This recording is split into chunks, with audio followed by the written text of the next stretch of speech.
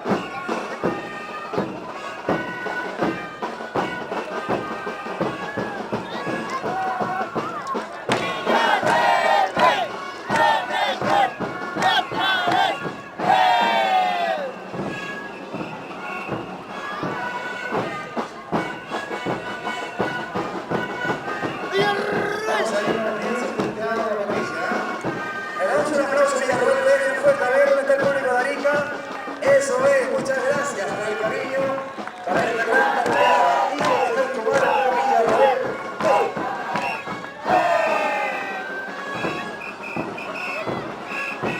¿Cómo estoy quedando, papi? Bastante más decorado. Con todo el espíritu del carnaval además, ¿eh? Muchas gracias. Ailín Zambrana. Le damos un aplauso a su yunta.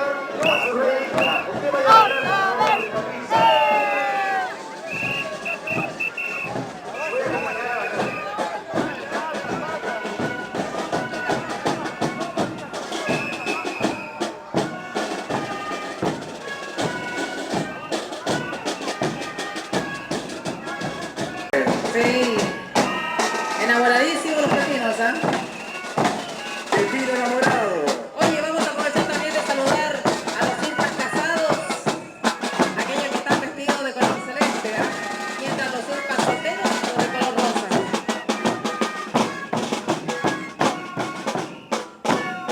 Esta es la alegría, Patricia, la alegría de Villarroel B. ¿Quién no se resiste a bailar esta bailar? No, es inevitable. Además, que si usted se ha invitado a bailar con cualquiera de los bailarines de las 59 agrupaciones, por favor no le diga que no. No le diga que no, porque si no va a tener un mal año. Hay que bailar. Así es. Así es. la alegría del carnaval, es tiempo de pasarla bien. Esa es la tradición. Aceptar la invitación de los bailarines, de las ñustas sobre todo, que son muy hermosas. Vamos para Eileen Zambrana. Esta Eileen con su hija que nos dejó bastante carnavaleanza nosotros acá arriba. Oye, también saludar a sus grupos de tarqueros. Lo componen 32 gilatanacas. Una vez campeón, el mejor de los tarqueros.